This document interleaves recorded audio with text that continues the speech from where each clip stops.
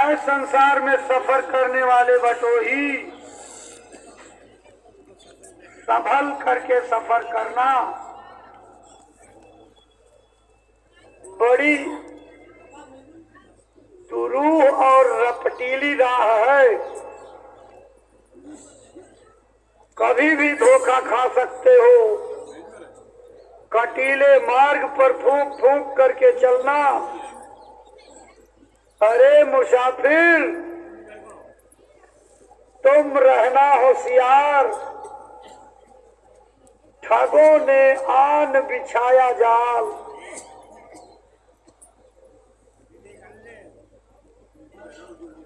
ये संसार ठगों का संसार है।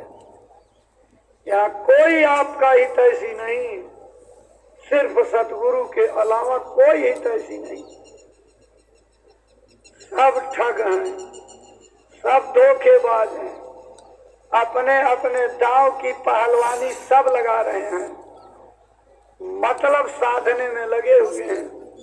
जिस दिन तेरा मतलब पूरा हो गया उस दिन दर किनारा कर जाएंगे। कोई साथ आपका देने वाला नहीं है। गांव घर के लोग, रिश्तेदार, नातेदार मरघट तक की यात्रा करके आपके साथ निभाने का फर्ज इतिहास में दर्ज कर लेंगे और उसके बाद आपको भूल जाएंगे। जिस औरत से आपका इतना प्रेम था कि आप उसके बगैर और वो आपके बगैर अधूरी लगती थी, बेचैन रहते थे, इतना प्रगाढ़ रिश्ता भी कैसे कड़वा जाएगा।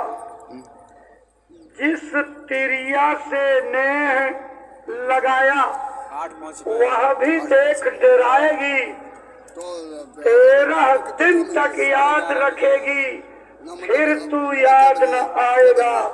क्या लेकर के आया जग में, क्या लेकर के जाएगा। 13 दिन के बाद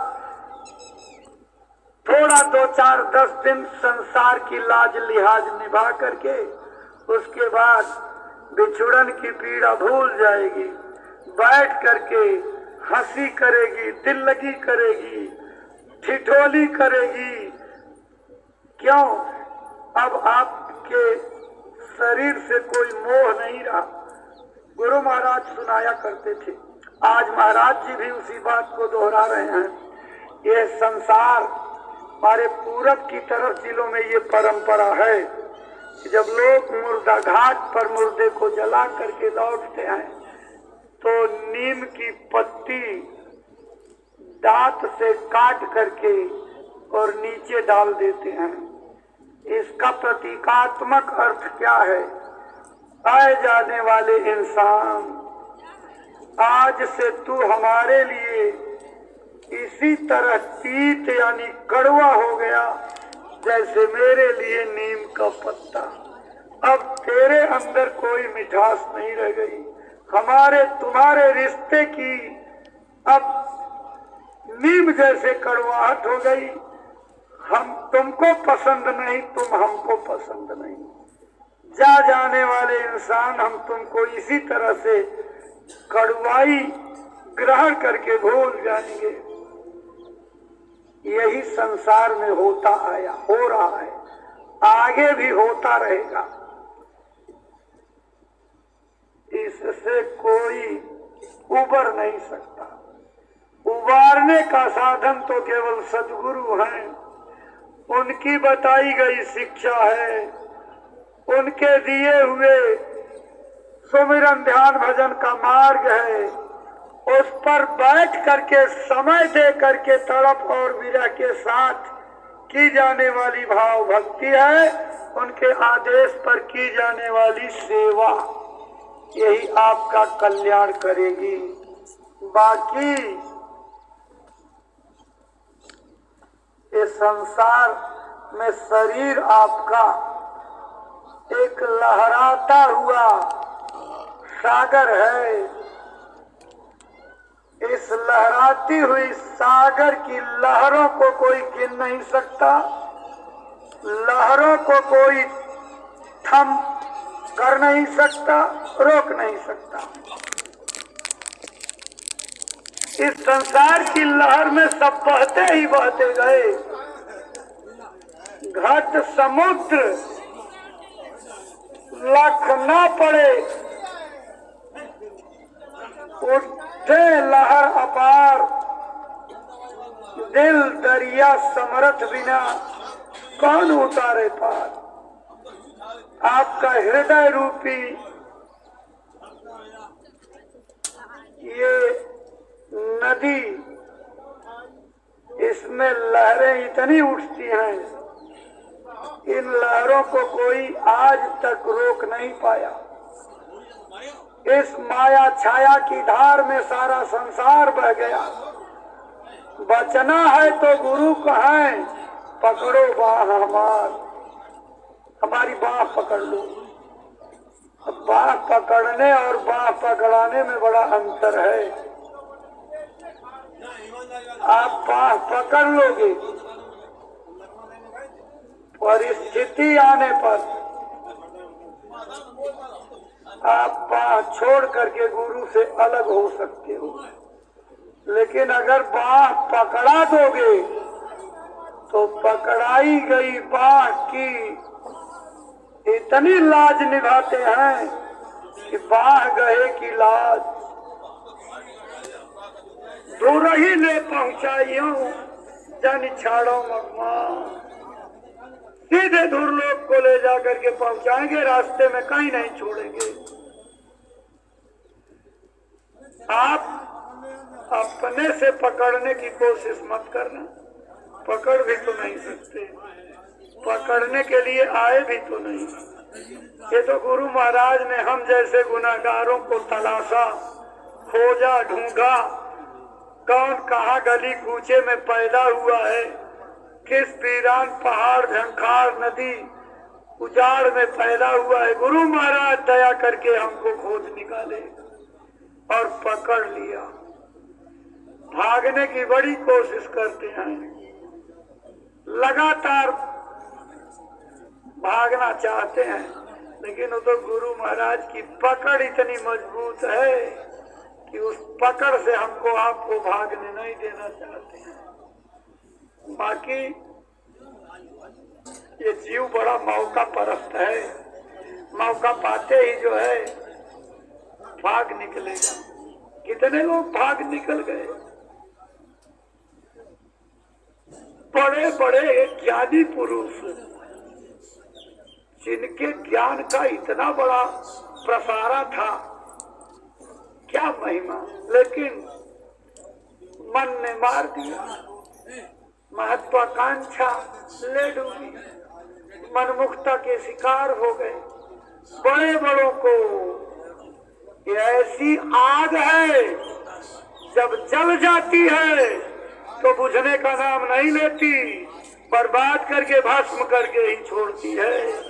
इसलिए महात्माओं ने सचेत किया, अरे बच के रहना, हाय अगिया लाग बड़ी भारी गगन में, बहुत बड़ी आग इस आसमान में लगी हुई है।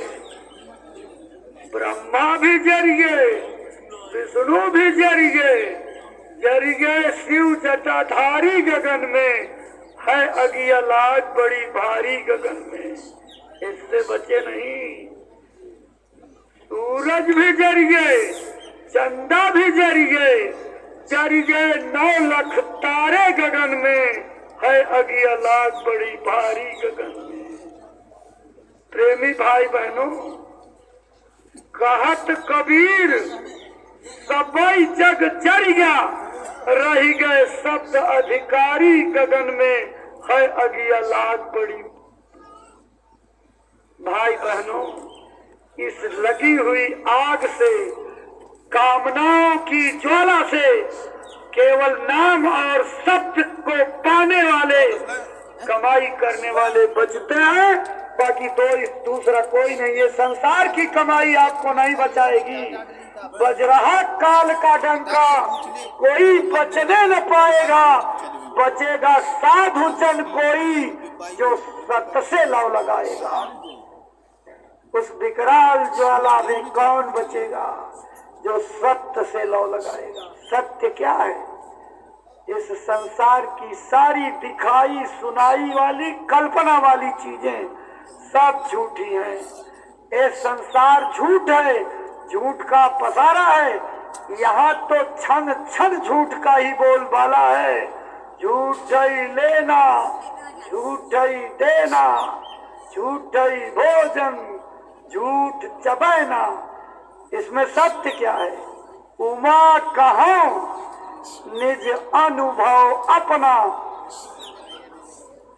सत्य हरि भजन जगत सब सपना। केवल हरि भजन, भगवान का भजन सत्य है, बाकी सब झूठ है। तो जो हरि भजन से लौ लगाएगा वही बच पाएगा। बचेगा साधु जिसने इंद्रियों को साध रखा है। बहिर्मुख इंद्रियों का दास अपना सब गंवाएगा। जिसने अपनी इंद्रियों को बाहर फैला रखा है वो सब लूट लिए जाएंगे। इसलिए इंद्रियों के गुलाम मत बनो, इंद्रियों पर विजय प्राप्त करो। इंद्रियों के घोड़े पर चढ़ करके अपने मन को दौड़ाओ मत। मन के कहने पर मत चलो, मन के मते न चालिए। मन के मता अनेक, मन पर जो असवार हो तो साधु कोई बिरला साधु होगा जो मन पर सवारी कर लेगा। लगाम अपने हाथ में पकड़ करके जैसा चाहेगा मन को वैसा डुलाएगा। ये बहुत बड़ी साधना है। इस मन की तरंग से बड़े बड़े लूट लिए गए। हमारी आपकी क्या हैसियत है? जिन्होंने 80-80 हजार साल तक तपस्या की, छोटा मोटा समय होता 80,000, 80,000 साल तक तपस्या करके नेमी ऋषि नीम की पेड़ पर अपने पैर को उल्टा टांग करके लटकते थे, झूलते थे। नीम की पत्ती पर जीभ से चाट लिया करते थे। उसी चाटने से जो ऊर्जा आती थी उसी से जिंदा थे। तपस्या इतनी प्रगाढ़ हो गई, इंद्र को चिंता हो गई। इस तपस्या के नाते शायद मेरे स्थान पर ये पहुंच जाए और मेरी कुर्सी डगमगा जाए। उन्होंने अपने लोक की एक अप्सरा को भेजा, कहा जा इनको गिरा करके तब लौटना। गई, सूक्ष्म रूप से अध्ययन करने लगी। ये तो बड़े विरागी हैं, नीम की पत्ती चाटते हैं, इनके तरंग कैसे पैदा होगी? मेरा तो कोई जोर ही नहीं चलेगा। अब क्या किया जाए? अदृश्य रूप से जब नेमी ऋषि पत्ती से झूल करके उसे दूसरी तरफ जाए तो धीरे से उसी पत्ती पर चासनी लगा दे और हट जाए। अब उस नीम की पत्ती पर चाटते चाटते 10 दिन, 20 दिन, महीने, 2 महीने लगातार चासनी का स्वाद पाते पाते आनंद का अनुभव होने लगा। 15 दिन उसने चासनी लगाना बंद कर दिया। बेचैन हो गए, तड़पने लगे। जब जो है चाटे तो अनमनस्क हो जाए, भाव जग जाए कि वो मिठास अब नहीं रही। 15 दिन के बाद दोबारा फिर लगा दिया उसने। अब आज और आनंद आ गया, फिर लालायित हो गए, फिर कुछ दिन तक गैप रखा, फिर लगा दिया। एक क्रम कई महीने तक चलता रहा और जब देख लिया कि ये इसके आदी हो गए हैं तब स्वरूप में प्रकट हो गई और प्रकट होकर के कहा, साधु बाबा आप बड़े त्यागी तपस्वी हो, आपसे बड़ा तपस्वी तो दुनिया में कोई मिल नहीं सकता। सारी दुनिया में सर्वोपर त्याग आपका है, लेकिन मेरी प्रार्थना थी कि स्वाद चखने के लिए 2 मिनट इत्मीनान से आप इसको चख लेते, उसके बाद जो फिर झूलने लगते। क्या बात थी? इतने बाग बगीचे सुंदर से सैर करने वाली जगह भगवान ने बनाई, आप इस प्रकृति का जो है अपमान करते हो। तो भाव पैदा हो गया। उन्होंने कहा कि काट जल्दी रस्सी। हंसिया से रस्सी काट दिया, धड़ाम से सहारा दे करके उतारा और कंधे पर हाथ रख करके बगीचे में सैर करा दी। उसी में सब बिगड़ गया। और नेमी ऋषि, कई बच्चे उनके हो गए। किसी ने बोली बोल दिया, कहो नेमी ऋषि, तुम तो 80 साल तपस्या की, 80,000 साल, और तुमको भी माया ले लूटी। तब चोट लगी, भागे। लेकिन कहते हैं कि एक बार अगर चूक जाए तो दोबारा उस स्थान पर पहुंचना मुश्किल होता है। गलती एक बार हो गई तो दोबारा उस सिद्धि तक कोई पहुंच नहीं सकता है। कोआस दीप जो बार बहोरी, एक बार जला हुआ दीपक अगर बुझ जाए तो कौन दुनिया में है जो दोबारा उस दीप को फिर से जला सके। जिस पर सतगुरु की करारी कृपा होगी वही उस दीपक को फिर से प्रज्वलित कर सकता है। नहीं बुझा हुआ दीपक फिर कभी नहीं जलता जो है। भाई बहनों, ये बड़ा कठिन मार्ग है, प्रेम का मार्ग है। प्रेम का, प्रेम कहीं भाटा के पेड़ पर नहीं फलता, लौकी की लता पर नहीं लटकता, कद्दू के बेरुए पर नहीं फलता, सब्जी मंडी बाजारों में नहीं मिलता। प्रेम न बाड़ी उपजे, प्रेम न हाट बिकाए, राजा प्रजा जय रुचे, शीश दे ले जाए। गर्दन काट करके चढ़ाने पर मिलता है। कौन सी गर्दन? ये वाली। इसको काटोगे तो मर जाओगे, फिर प्रेम क्या पाओगे? ये गर्दन नहीं, ये तो घर है प्रेम का, खाला का घर नहीं। शीश उतारे भूई धरे तब पैठे घर में।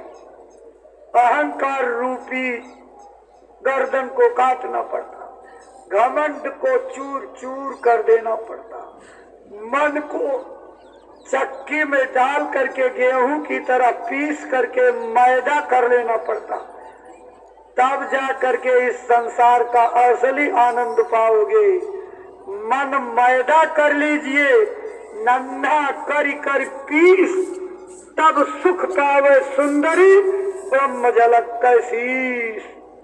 अगर आपने अपने मन को मार डाला, मन को बारीक कर लिया, पीस करके मैदा कर लिया, तो असली सुख दोनों आंखों के बीच में, इस खोपड़ी के बीच में ब्रह्म का दर्शन होने लगेगा। अगर मालिक को पाना है तो मन महीन कर लीजिए। जब प्यू लागे हाथ, जब प्यू लागे हाथ, नीच हो सबसे रहना, पच्छा पक्षी त्याग, ऊंच बानी नहीं कहना। सबको करे प्रणाम, आपको छोटा माने। जो भगवान को, मालिक को, गुरु को अंतर में उतारना चाहता है वो सबसे छोटा बन करके रहना है। सबसे छोटा बन करके, छोटा रहे चित्त से अंतर, छोटा रहे पार सो जावे, बड़े बने तिन मार सही। इसलिए कभी बड़े मत बनना और पुराने मत बनना। पुराने बनोगे एक अहंकार आ जाएगा, हम इतने जेठ हैं। अभी सत्संगी आपस में बात करते हैं तो पूछते हैं कब के नामदानी हो? कहें भैया हम तो गुरु महाराज को मिल नहीं पाए, अब महाराज जी के नामदानी है। तो अच्छा अच्छा नए आदमी हो। हम तो 40 साल पहले गुरु महाराज से नामदान लिए थे, इसके कहने का क्या तात्पर्य है, इससे क्या भनक निकलती है कि हम आपसे जेठ हैं, हमको बड़काऊ कहो और तुम छोटकाऊ हो। अहंकार तो चढ़ गया आपके ऊपर भूत बन करके। ये जेठासी आपको ले जाएगी, तो कभी जेठ मत बनना, देवर बने रहोगे बड़ा फायदा है।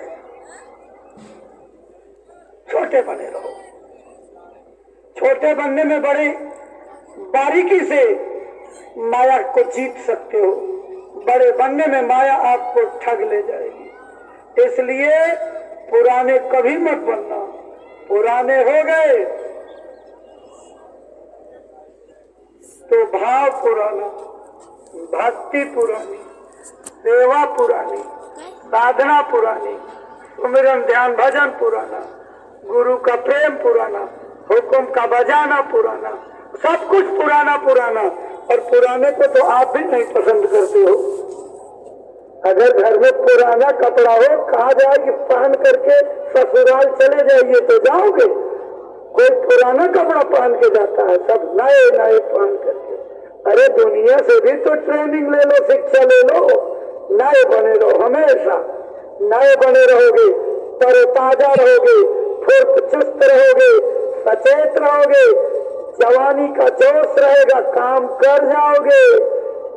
और अगर जवानी चली गई तो परमार्थ भी चला गया। गुरु महाराज कहते थे, बहुत से लोग हमारे ये जय गुरुदेव युवा संगठन के छोटे छोटे बच्चे 12 साल 13 साल 14 साल 15 साल वाले, ये जब गांव में जाते हैं और वहाँ गुरु महाराज का संदेश सुनाते हैं, लोग उनकी नाजुक उम्र को देख करके सजल नयनों से रोने लगते, इतने छोटे छोटे। वही दशा हो गई जो राम के वनवास के समय थी। ते पितु मातु कहु सखी कैसे, जिन पथे बन बालक ऐसे। लोग गांव में चर्चा करते थे कि वो कितने निर्दयी माँ बाप जिन्होंने इतने दुध मुहे बच्चों को जंगल में भेज दिया, अपने हृदय के टुकड़ों को। यही दशा इन बच्चों को देख करके होती है। कहते हैं का बच्चा इतनी छोटी उम्र में तुम भक्ति करने चले। मतलब उनके सबके दिमाग में ये बात बैठी है कि भक्ति बाल सफेद होने के बाद का विषय है, लेकिन कहानी उनको नहीं मालूम। यही सामने ध्रुव टीला दिखाई पड़ रहा है। यही 5 वर्ष के बालक ध्रुव तपस्या करके भगवान को प्राप्त करके इतिहास रच करके गए हैं, और इस इतिहास को सारी दुनिया जानती है। तो उसके बाद भी कहते हैं कि का अभी भक्ति करने चले आए। भक्ति की तो यही उम्र है। जितने महात्माओं का इतिहास आपको मिलेगा, लोगों ने 25 वर्ष 30 वर्ष 40 वर्ष तक की उम्र में भगवान को प्राप्त कर लिया। केवल एक अमरदास का इतिहास है जो 67 वर्ष की अवस्था में गुरु को प्राप्त किए। वैष्णव देवी की यात्रा पर थे, अचानक रामदास से मुलाकात हो गई। उन्होंने पूछा कि क्या बात है, कहाँ जा रहे हो, बताया। कहा अच्छा ये बताओ तुमने गुरु किया? कह नहीं किया। कहना अच्छा तो बिना गुरु के तो कुछ नहीं,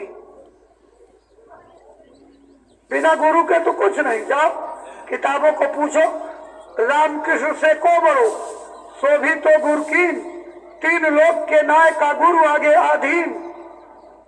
उनको चोट लग गई। कहा कहाँ मिलेगा? कहा बैठ जाओ यहीं बता देता हूँ। वही मेड़ पर बैठ करके रास्ता बता दिया, और 3 साल की साधना की। 68 69 70 71वें वर्ष में भगवान को प्राप्त करके अपने जीवन के लक्ष्य को हासिल कर लिया। और अपने गुरु महाराज, बचपन से गुरु महाराज अपनी माँ के 2 वचनों को पकड़ करके प्रभु की खोज में लगे रहे। बीमारी की अवस्था में पूजनीय माता जी ने इनको बुला करके सर पर हाथ फेरते हुए यही कहा था, बच्चा मेरी अंतिम अवस्था है, मेरी 2 बात याद रखना। मेहनत की रोटी खाना, शादी मत करना, और दूसरी अपना जीवन प्रभु की खोज में लगा देना, प्राप्त कर लेना।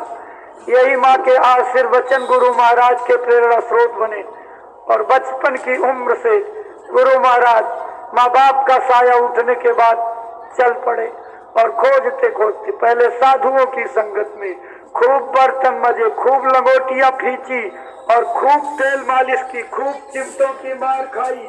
गुरु महाराज अपनी खोज में कहाँ भटके, मंदिरों में गए, मस्जिदों में गए, नमाज पढ़ी, गुरुद्वारों में पाठ किया, चर्चों में प्रार्थना की, शिवालिक चोटियों में जोगियों से मिले, जोगियों का दीदार किया और उनसे बातचीत हुई। उन्होंने कहा 5000 वर्ष से ज्यादा हो गए हम एक आसन पर बैठे हुए, एक निष्ठ ध्यान मुद्रा लगाए हुए, लेकिन परमात्मा को 5000 साल में नहीं प्राप्त कर पाए। हम आपको कैसे प्राप्त करा सकते? जो चीज हमारे पास नहीं है हम आपको कैसे दे सकते हैं? निराश होकर के लौटे, अपने अमरनाथ की यात्रा पर थे। पंजाब में एक त्रिकालदर्शी मिलते हैं, उन्होंने गुरु महाराज की भावना को देख करके बहुत प्यार किया और गुरु महाराज कहते थे कि मेरी भी उनसे बड़ी श्रद्धा हो गई। कुछ दिन उनके पास रहे, उन्होंने कहा मेरे पास त्रिकाल दर्शी होने की विद्या है, मैं तुमको त्रिकालदर्शी बना सकता हूँ। गुरु महाराज ने कहा मुझे त्रिकालदर्शी नहीं बनना, मुझे तो आप अगर भगवान को मिला सकते हो तो मिला दो, मेरा एक निशाना है। उन्होंने कहा मेरे पास जो चीज नहीं हम क्या कहना, आप त्रिकालदर्शी हो, मेरा हाथ देख करके बताओ मेरा उद्देश्य जीवन का अभीष्ट लक्ष्य पूरा होगा कि नहीं। उन्होंने बारीकी से हाथ की रेखाओं को देख करके कहा रेखा ये बता रही है